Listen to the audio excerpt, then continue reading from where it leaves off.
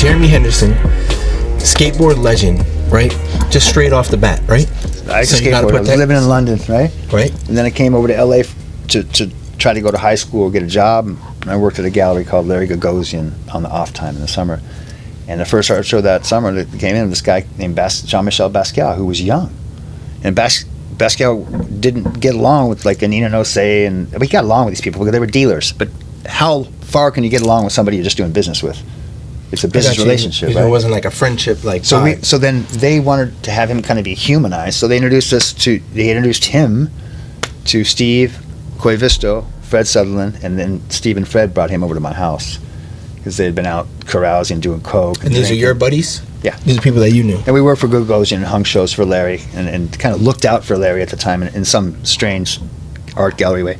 But mostly Fred would do the physical hard work and the constructive work, and whereas Steve Koivisto and myself would end up doing like the human things, like, you know, trading a vest or something like that, or getting coffees or whatever you have to do for some gallery guy, right? I got you.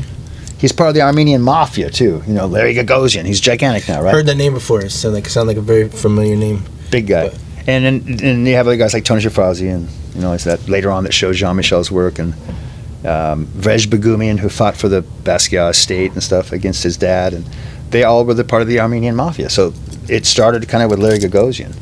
Oh, mafia. That's a big word. But in the art world, look at it, okay? I got you. So you became friends. So basically, you're a skateboarder. We were humans. Right. In LA, working at our gallery. Humans in LA. Meet this guy. Right. You meet this guy, and then you become friends with him.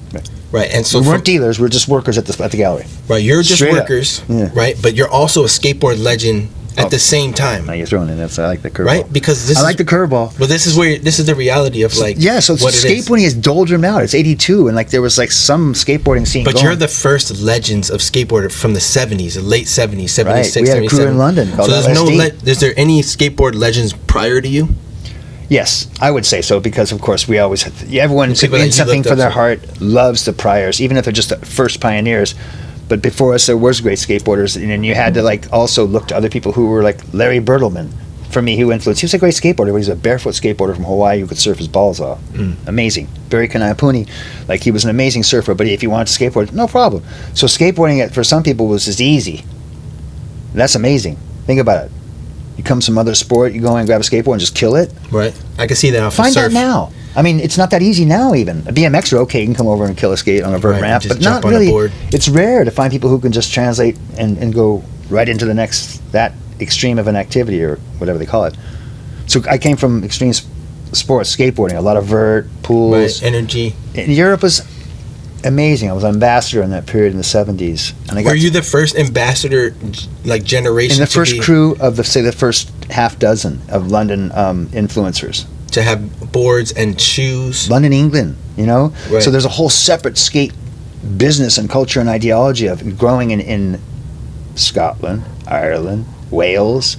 You know, Cornwall had arguably one of the first best skate parks in Cornwall, England. Okay. Incredible waves and transition perfect and bowls in Watergate Bay. And we went down there and skated a contest. So bottom line is, yes, I did a lot of skateboarding. I was an ambassador, one of half dozen, like John Soblowski, you know, and a few others.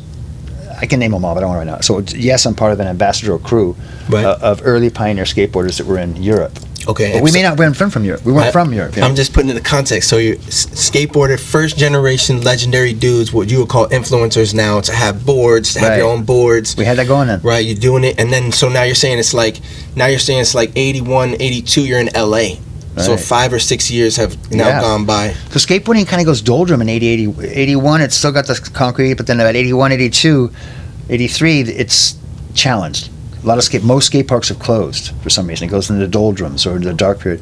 And that's when it went punk. Skateboarding saved itself by its britches by having a bunch of hardcore bands and hardcore guys, and then zines came out. And what is Thrasher Magazine? Right. Just that savior. So that's what's making it more popular. Thrasher Magazine was only that savior strap that kept skateboarding going into the 80s. Because of the early 80s. If Kevin Thatcher, love him, rest his soul, I think he's not doing too good. I love him. I hope he's doing great. But I also know he's not. So Kevin Thatcher started a zine, and he had this one great artist named Mofo Rising Foish. And Mofo, who's still a great photographer and artist, Mofo did the first punk rock rapidograph pen drawings throughout the zine for Thrasher. Then Thrasher's small, dirty paper format, upcycled format paper zine went up. Went bigger, wider, larger, and it became Thrasher Magazine. Got you. And that's what everybody... So again, that's the doldrum period of time. So I was not trying to break it. In this doldrum period of time, though, you're in LA, New York. And this is when you're meeting Basquiat. Right. So right when the doldrum's hardest, I'm like, damn, there's no more skating. There's no more... LA's not really going on. Like, you could just ride to empty pools here and there, schoolyards with Lance or something like that. You know, catch up with your friends, but it wasn't really booming. There was no contest. It wasn't like, oh, wow, the sport's going forward right now. It wasn't like now whatsoever. So you got a job, basically. Went to college for a bit, played tennis at Pepperdine, kicked out, left out, whatever, went and got a job at Gagosian Gallery. Okay. And then I met those guys, and I met Basquiat. That's it. Okay. I can do a fast version, but let's... I mean, we're just going to go as the pace that it goes, because we're talking about this moment in time that we're sharing, and making this piece of clothing, and really just connecting of like how you got there. So now you're there, and